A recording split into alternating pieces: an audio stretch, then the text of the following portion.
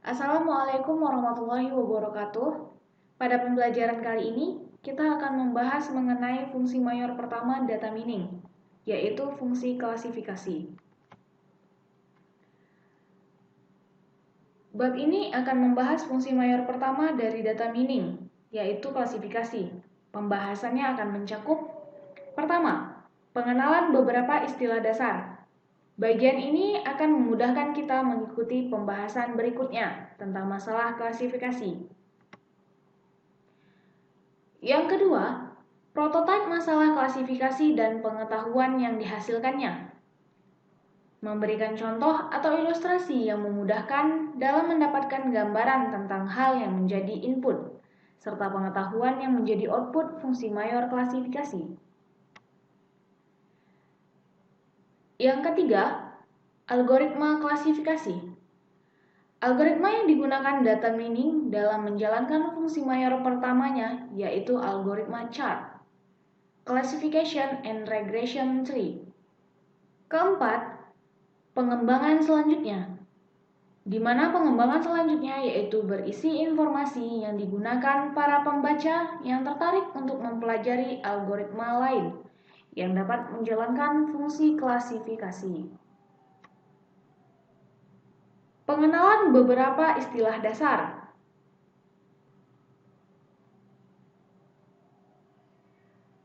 Pengenalan beberapa istilah dasar pada data mining di antaranya ada prediktor. Variabel prediktor atau pemprediksi dapat dicontohkan seperti untuk menentukan risiko kredit seorang nasabah bank. Sedangkan variabel tujuan atau target variabel dapat dicontohkan seperti risiko kredit yang akan ditentukan berdasarkan variabel prediktor. Jadi, secara ringkas pada klasifikasi, sebuah catatan atau record akan diklasifikasikan ke dalam salah satu dari sekian klasifikasi yang tersedia pada variabel tujuan berdasarkan nilai-nilai variabel prediktornya.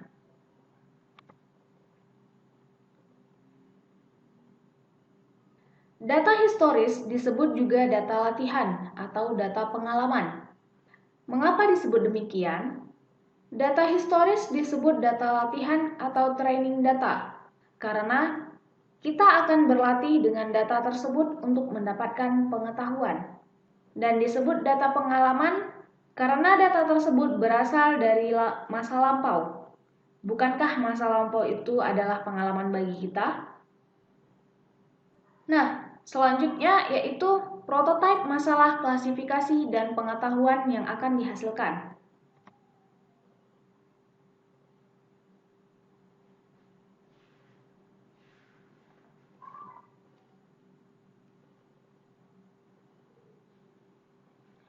Pohon keputusan adalah salah satu yang menjadi pengetahuan yang dihasilkan dari fungsi klasifikasi. Terdapat 3 hal yang perlu kita ketahui sebelum membuat gambar sebuah pohon keputusan. Yang pertama, adanya noktah keputusan. Noktah keputusan adalah noktah yang berbentuk elips. Noktah jenis ini adalah noktah yang masih akan bercabang karena pada noktah ini suatu catatan atau misalnya nasabah belum dapat ditentukan klasifikasinya, yaitu apakah nasabah ini mempunyai resiko kredit baik atau kredit buruk. Yang kedua, noktah terminasi. Noktah terminasi adalah noktah yang berbentuk persegi panjang. Noktah jenis ini adalah noktah yang tidak akan bercabang lagi, karena pada noktah ini suatu catatan sudah dapat ditentukan klasifikasinya. Yang ketiga adalah noktah dasar. Noktah keputusan yang pertama kali biasanya disebut dengan noktah dasar. Berikut adalah contoh pohon keputusan. Bagaimana cara membaca pohon keputusan yang dihasilkan oleh suatu algoritma klasifikasi? Pertama-tama, pada noktah dasar, semua catatan nasabah mulai dari A sampai H sama sekali belum dapat diklasifikasi. Terhadap seluruh catatan ini, pertama-tama tanyakan seberapa besar asetnya. Bila aset sebuah catatan termasuk rendah, catatan ini langsung diklasifikasi sebagai nasabah dengan resiko kredit yang buruk. Dan noktah bagi catatan yang termasuk dalam klasifikasi ini berjenis noktah terminasi. Sesuai dengan namanya, noktah ini tak akan bercabang lagi. Catatan yang dicakup oleh noktah terminasi ini adalah B dan G. Namun, bila aset sebuah catatan termasuk sedang atau tinggi, resiko kredit, catatan tersebut belum bisa diklasifikasi, sehingga noktahnya termasuk dalam jenis noktah keputusan. Noktah ini akan disebut noktah keputusan A. Karena menjadi noktah keputusan pertama yang dihasilkan, catatan yang tercakup dalam noktah ini adalah catatan A, C, D, E, F, dan H. Selanjutnya, terhadap noktah keputusan A, dilakukan percabangan dengan menanyakan besar tabungannya. Bila tabungan sebuah catatan termasuk rendah atau sedang, catatan tersebut langsung diklasifikasikan sebagai nasabah dengan resiko kredit yang baik, sehingga termasuk dalam jenis noktah terminasi. Catatan yang dicakup oleh noktah terminasi adalah catatan A, D, E, dan H. Bila tabungan sebuah catatan termasuk tinggi, resiko kredit catatan ini belum bisa diklasifikasikan, sehingga noktahnya termasuk dalam jenis noktah keputusan. Noktah ini akan disebut noktah keputusan B, karena menjadi noktah keputusan kedua yang dihasilkan. Catatan yang tercakup dalam noktah ini adalah catatan C dan F. Selanjutnya, terhadap noktah keputusan B, dilakukan percabangan dengan kembali menanyakan besarnya aset. Bila aset sebuah catatan termasuk tinggi, catatan tersebut atau disebut dengan nasabah F langsung diklasifikasikan sebagai nasabah dengan resiko kredit yang baik, sehingga noktahnya termasuk jenis noktah terminasi yang tidak akan pernah bercabang lagi. Namun, bila aset sebuah catatan termasuk sedang, catatan tersebut atau catatan nasabah C langsung diklasifikasikan sebagai nasabah dengan risiko kredit yang buruk, sehingga noktahnya termasuk noktah jenis terminasi yang tidak akan pernah bercabang lagi. Selanjutnya adalah algoritma klasifikasi chart, Classification and Regression Tree. Subbab ini akan membahas detail salah satu algoritma yang dapat menghasilkan pohon keputusan. Algoritma ini disebut Classification and Regression Tree atau chart. Ciri khas algoritma chart ini adalah noktah keputusan yang selalu bercabang dua atau bercabang biner. Algoritma chart ini pertama kali digagas oleh Leo Breiman, Jerome Friedman, Richard Olsen, dan Charles Stone. Algoritma ini juga masuk dalam the top 10 algorithms in data mining. Langkah-langkah pada algoritma chart. Langkah pertama, susunlah calon cabang atau kandidat split. Penyusunan ini dilakukan terhadap seluruh variabel prediktor secara lengkap. Daftar yang berisi calon cabang disebut dengan daftar calon cabang mutakhir. Langkah kedua, menilai kinerja seluruh calon cabang yang ada pada daftar calon cabang mutakhir dengan jalan menghitung nilai besaran kesesuaian yang akan diterangkan kemudian. Langkah ketiga adalah menentukan calon cabang manakah yang akan benar-benar dijadikan cabang dengan memilih calon cabang yang memiliki nilai kesesuaian terbesar. Contoh soal. Diberikan data mengenai 8 orang nasabah yang pernah memperoleh kredit dari Bank Bahtera Putra. Data tersebut meliputi besarnya tabungan yang berjenis kategorial rendah, sedang, atau tinggi, besarnya aset yang berjenis rendah, sedang, atau tinggi, besarnya pendapatan per tahun dalam ribuan dolar yang berjenis numerik dan berskala rasio, dan risiko kredit yang berjenis risiko baik dan risiko buruk. Data selengkapnya disajikan dalam tabel 5.1. Berikut adalah data tabungan, aset, pendapatan, dan risiko kredit nasabah Bahtera Putra. Nasabah terdiri dari 8 nasabah, yaitu ada nasabah A, B, C, D, E, F, G, dan H.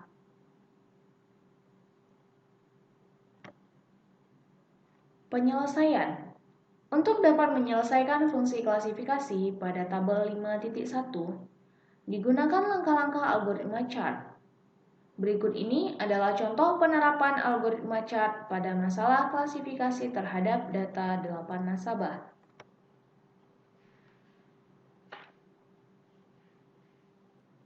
Langkah pertama algoritma chart adalah menyusun calon cabang atau kandidat split. Penyusunan ini dilakukan terhadap seluruh variabel prediktor secara lengkap. Pembuatan calon cabang akan selalu patuh pada ciri khas algoritma chart, dengan adanya noktah keputusan yang selalu bercabang dua.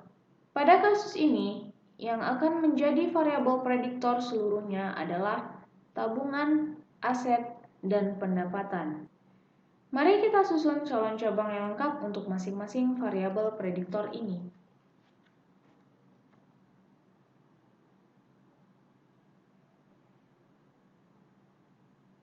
Berikut adalah calon cabang untuk variabel prediktor tabungan. Yang pertama, tabungan rendah dan tabungan sedang tinggi. Yang kedua, tabungan sedang dan tabungan rendah tinggi. Yang ketiga, tabungan tinggi dan tabungan rendah sedang.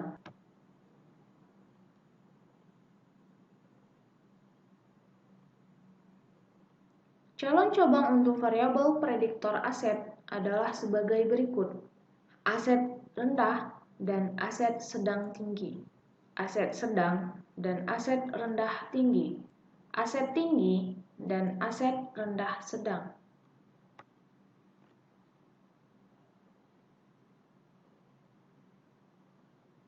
Pada variabel prediktor pendapatan yang sifatnya numerik, calon cabang yang dapat diusulkan adalah sebagai berikut.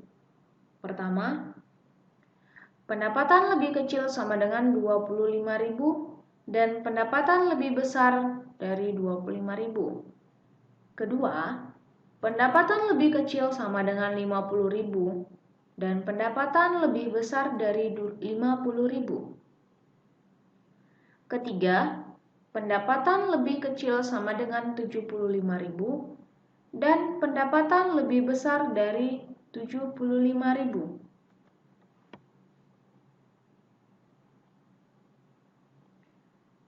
Dikarenakan ciri khas algoritma chart setiap noktah keputusan bercabang binar, maka calon cabang diberi nama calon cabang kiri dan calon cabang kanan.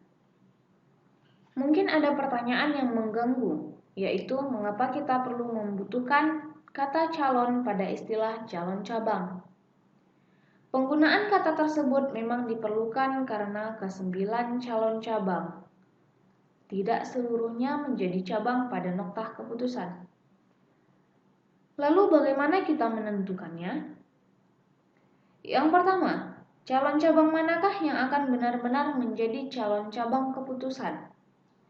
Dan yang kedua, calon cabang manakah yang tidak atau belum akan menjadi noktah keputusan?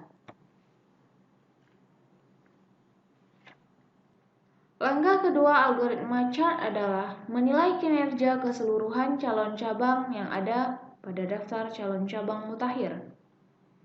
Lalu, bagaimana mengukur kinerja masing-masing calon cabang yang terdaftar pada daftar tersebut?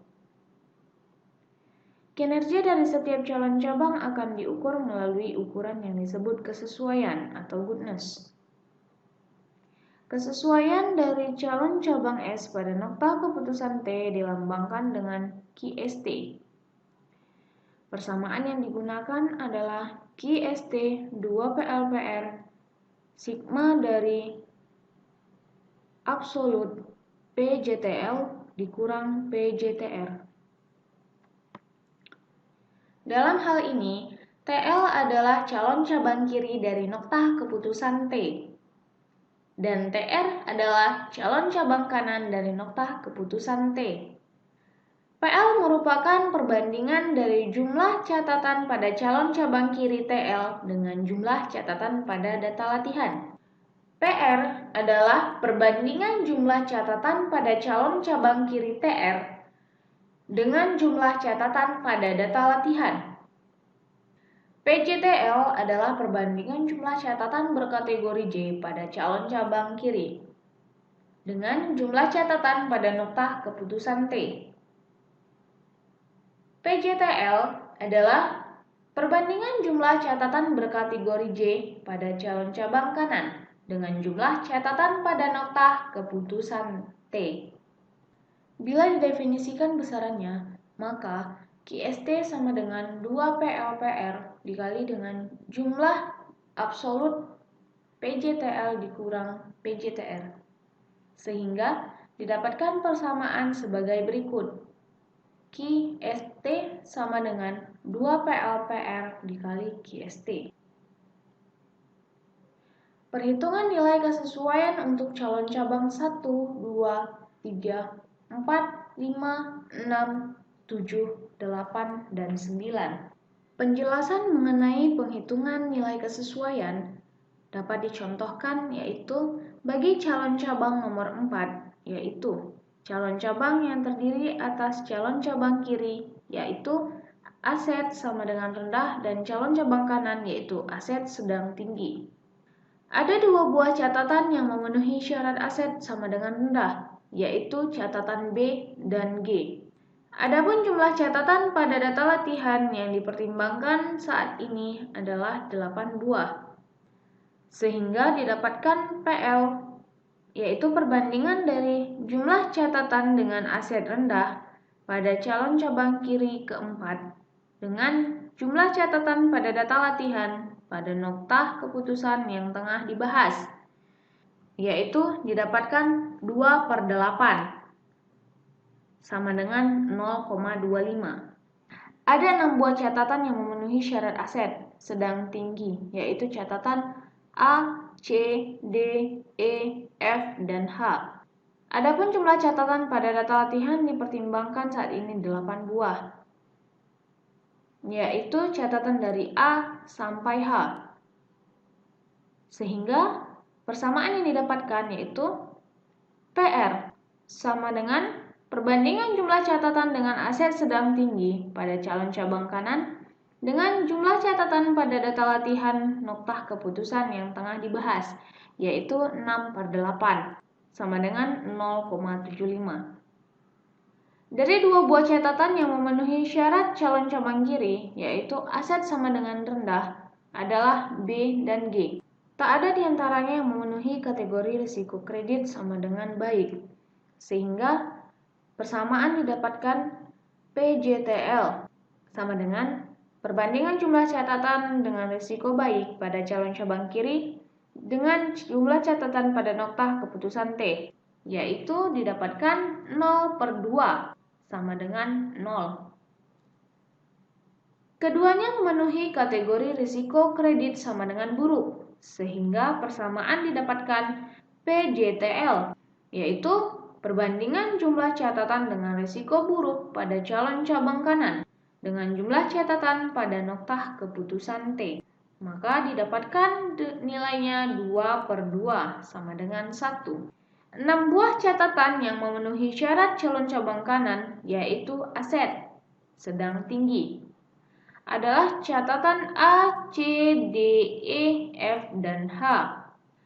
5 catatan di antaranya yaitu catatan A, D, E, F, dan H. memenuhi kategori risiko kredit sama dengan baik.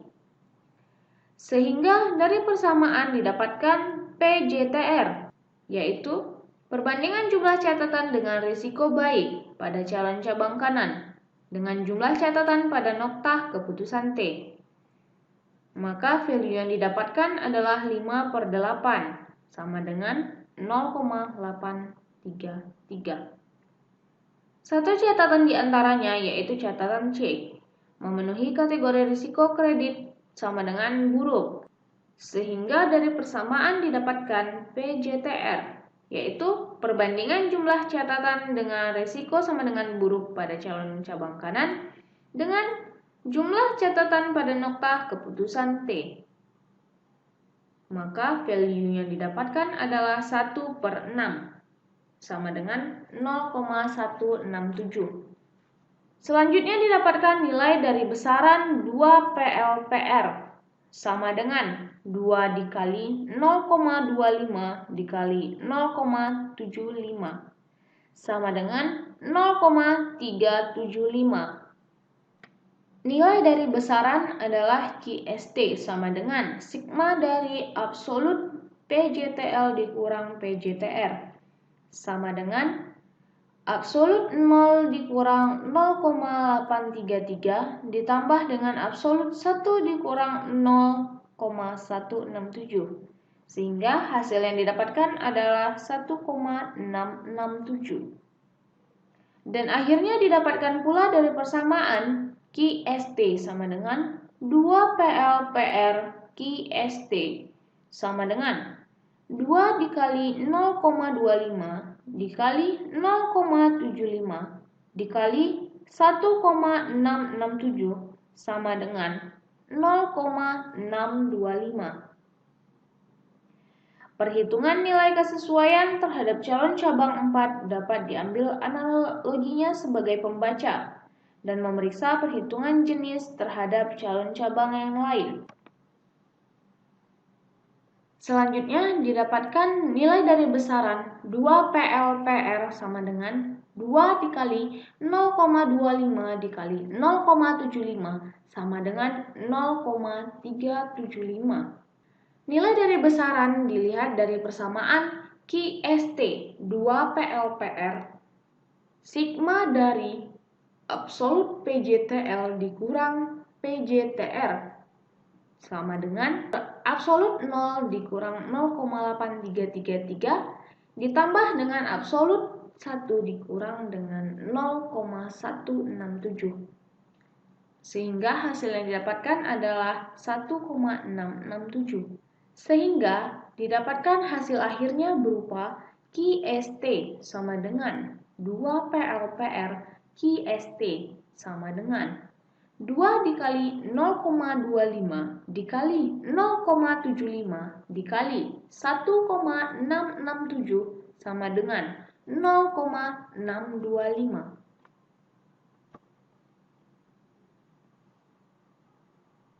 Perhitungan nilai kesesuaian terhadap calon cabang 4 dapat diambil analoginya, sehingga pembaca dapat memeriksa perhitungan sejenis terhadap calon cabang yang lain.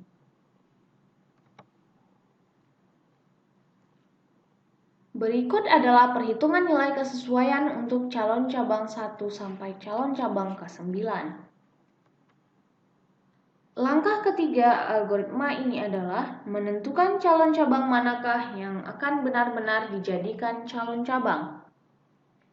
Hal ini dilakukan dengan memilih calon cabang yang memiliki nilai kesesuaian QST terbesar. Jika tidak ada lagi nokta keputusan, pelaksanaan algoritma chart akan dihentikan. Namun, jika masih terdapat nokta keputusan, pelaksanaan algoritma dilanjutkan dengan kembali ke langkah kedua, dengan terlebih dahulu membuang calon cabang yang telah berhasil menjadi cabang. Dan tampak bahwa calon cabang nomor 4 adalah calon cabang dengan nilai besaran kesesuaian terbesar daripada calon cabang lain, maka calon cabang inilah yang akan kita pilih sebagai calon cabang tahap ini sehingga memperoleh iterasi pertama. Berikut adalah gambar pohon keputusan bagi masalah klasifikasi nasabah Bank Batara Putra. Dari gambar, tampak pada nokta dasar kita masih berhadapan dengan seluruh catatan, yaitu catatan A sampai dengan catatan H.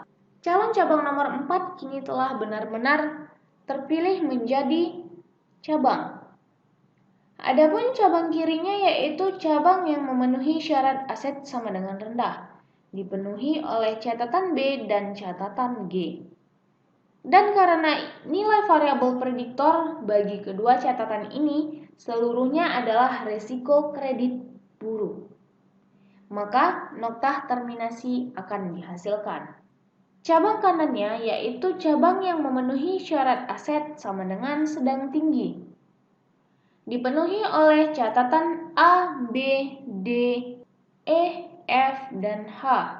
Dan karena nilai prediktor bagi catatan-catatan ini ada yang memiliki risiko kredit sama dengan buruk, maka dihasilkanlah nokta keputusan.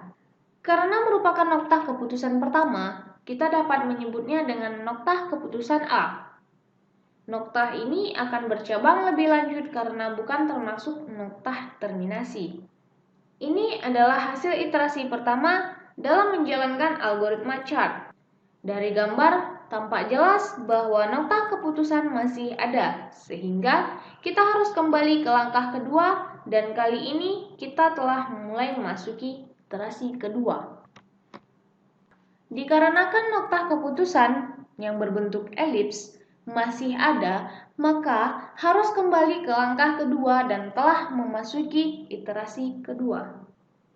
Selanjutnya kita kembali ke langkah kedua, yaitu menilai kinerja dari keseluruhan calon cabang yang ada pada daftar calon cabang mutakhir yang berasal dari daftar sejenis sebelumnya dengan membuang calon cabang yang telah berhasil menjadi calon cabang sebelumnya. Berikut adalah daftar calon cabang mutakhir masalah nasabah Bank Batara Putra pada iterasi kedua. Tanpa terlihat bahwa nomor calon cabang 4 telah dibuang dari calon cabang yang akan dilanjutkan. Untuk mendapatkan gambaran mengenai cara mendapatkan tabel 5.5, berikut ini adalah penjelasan terhadap perhitungan nilai kesesuaian. Penjelasan perhitungan nilai kesesuaian diambil dari calon cabang nomor 3, yaitu calon cabang yang terdiri atas calon cabang kiri dengan tabungan tinggi dan calon cabang kanan dengan tabungan rendah sedang. Hendaknya kita tidak lupa bahwa nokta yang tengah kita kerjakan percabangannya saat ini adalah nokta keputusan A. Dan nokta ini menyangkut catatan 1, 3, 4, 5, 6, 7, dan 8. Dari catatan-catatan pada nokta keputusan A, terdapat dua buah catatan yang memenuhi syarat tabungan tinggi, yaitu catatan C dan F. Dari catatan-catatan pada nokta keputusan A, terdapat dua buah catatan yang memenuhi syarat tabungan tinggi, yaitu catatan C dan F. Adapun jumlah catatan pada data latihan yang dipertimbangkan saat ini adalah 6 buah, yaitu catatan A, C, D, E, F, dan H. Sehingga dari persamaan didapatkan PL sama dengan 2/6. 0,333. Selain itu, terdapat 4 buah catatan yang memenuhi syarat tabungan sedang rendah, yaitu catatan A, D, E, dan H. Adapun jumlah catatan pada data latihan yang dipertimbangkan saat ini adalah 6 buah, yaitu catatan A, C, D, E, F, dan H. Sehingga persamaan didapatkan PR sama dengan 4/6 sama dengan 0,667. Dari dua buah catatan yang memenuhi syarat calon cabang kiri, tabungan sama dengan tinggi, yaitu catatan C dan F. Satu catatan di antaranya, yaitu catatan F, memenuhi kategori risiko kredit baik.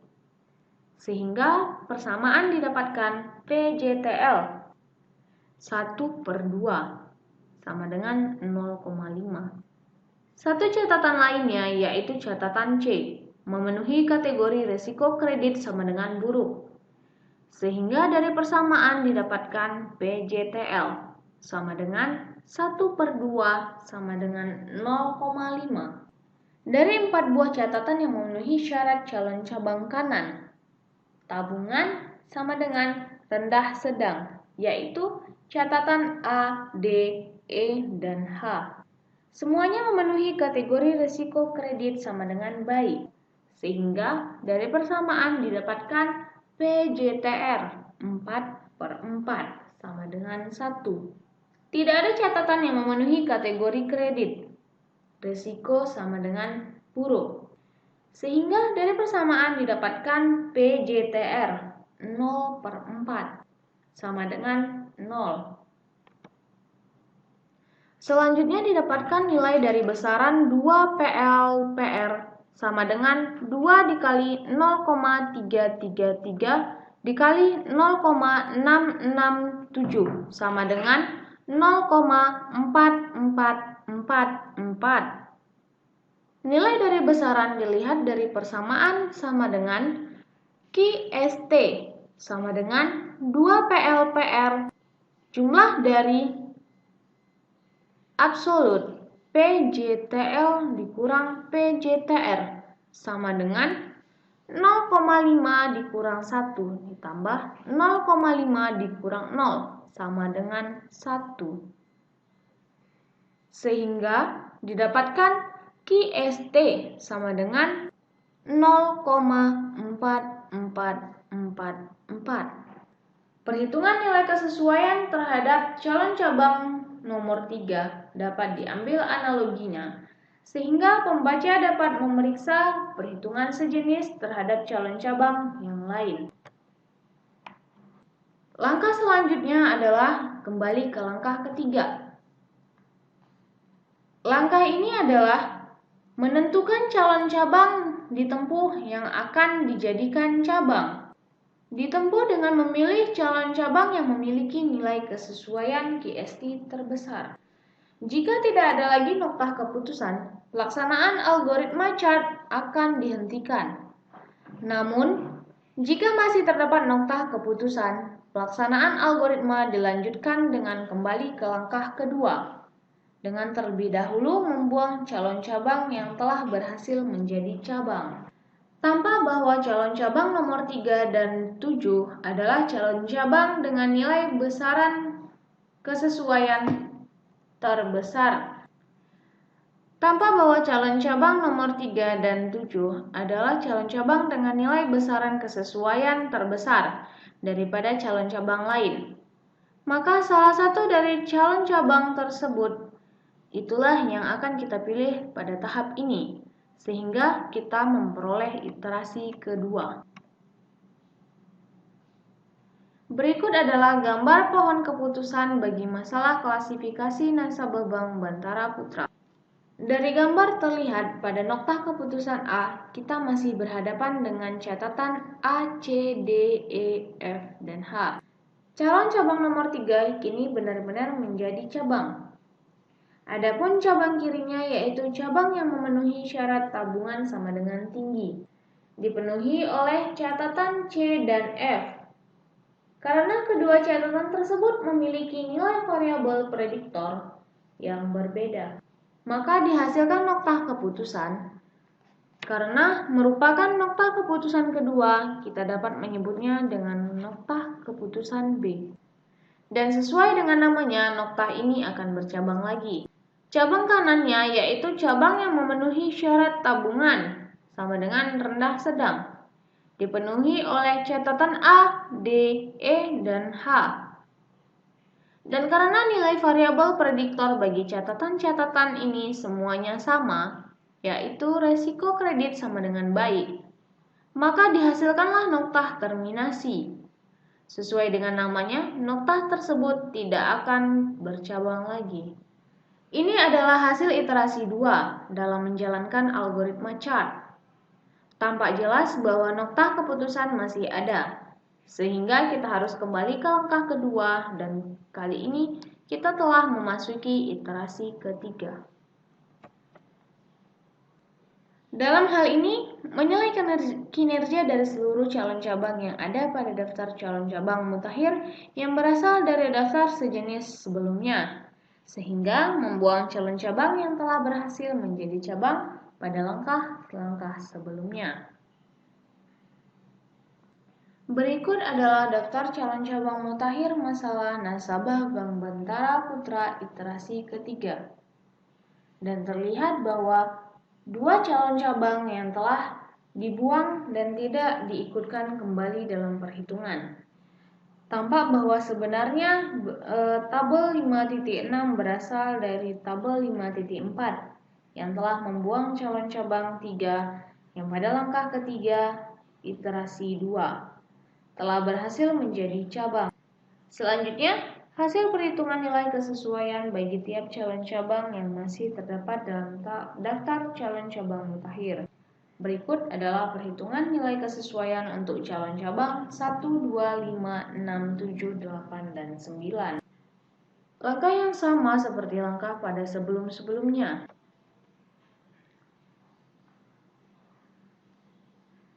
Langkah ketiga algoritma chart yaitu menentukan calon cabang manakah yang akan benar-benar dijadikan cabang. Ditempuh dengan memilih calon cabang yang memiliki nilai kesesuaian QST terbesar. Jika tidak ada lagi nokta keputusan, pelaksanaan algoritma chart akan dihentikan. Namun, jika masih terdapat nokta keputusan, pelaksanaan algoritma dilanjutkan dengan kembali ke langkah kedua, dengan terlebih dahulu membuang calon cabang yang telah berhasil menjadi cabang. Dari tabel 5.7, tampak bahwa calon cabang nomor 5 dan 6 adalah calon cabang dengan nilai besaran kesesuaian terbesar daripada calon cabang lainnya. Oleh karena itu, salah satu dari calon cabang itulah yang akan dipilih pada tahap ini, sehingga kita memperoleh gambar yang identik pada iterasi ketiga ini. Langkah ketiga algoritma chart adalah menentukan calon cabang manakah yang akan benar-benar dijadikan cabang. Ditempuh dengan memilih calon cabang yang memiliki nilai kesesuaian terbesar. Jika tidak ada lagi nokta keputusan, pelaksanaan algoritma chart akan dihentikan. Namun, jika masih terdapat nokta keputusan, pelaksanaan algoritma dilanjutkan dengan kembali ke langkah kedua, dengan terlebih dahulu membuang calon cabang yang telah berhasil menjadi cabang.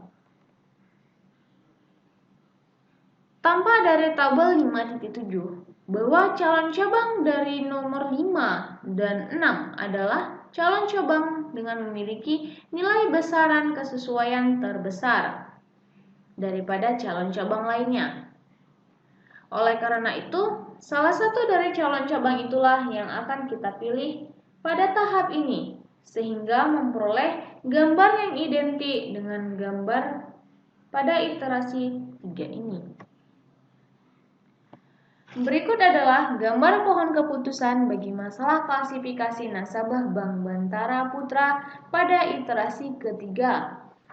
Dari gambar terlihat bahwa pohon nokta keputusan B, kita masih berhadapan dengan 2 catatan, yaitu catatan C dan catatan F.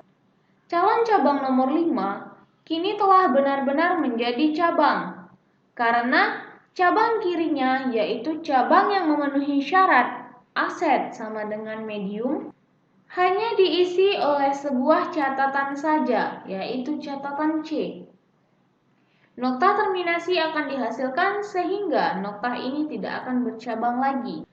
Cabang kanannya yaitu yang memenuhi syarat tabungan rendah tinggi dipenuhi oleh catatan F. Karena menjadi satu-satunya catatan pada cabang ini, nokta terminasi akan dihasilkan sesuai dengan namanya. Nokta tersebut tidak akan bercabang lagi. Karena pada akhir langkah ketiga iterasi ini, Tidak ada lagi nokta keputusan, iterasi ini akan dihentikan dan berikut adalah pengetahuan yang dihasilkan dari fungsi klasifikasi pada data mining, yaitu gambar pohon keputusan bagi masalah klasifikasi nasabah Bank Bantara Putra iterasi ketiga. Selanjutnya, klasifikasi pengembangan selanjutnya. Apakah algoritma CHAT merupakan satu-satunya algoritma bagi pemecahan masalah klasifikasi? Ternyata tidak. Para peneliti dan pakar data mining tak pernah lelah mencoba merancang algoritma baru bagi pemecahan masalah klasifikasi. Pembaca yang menaruh minat untuk mendalami algoritma klasifikasi lain dapat dipelajari algoritma berikut ini. Pertama, algoritma min vector. Kedua, algoritma K-nearest neighbor. Yang ketiga, algoritma ID tree. Yang keempat, algoritma C45. Dan yang terakhir adalah algoritma C5.0. Sekian pembahasan hari ini. Sampai jumpa. Assalamualaikum warahmatullahi wabarakatuh.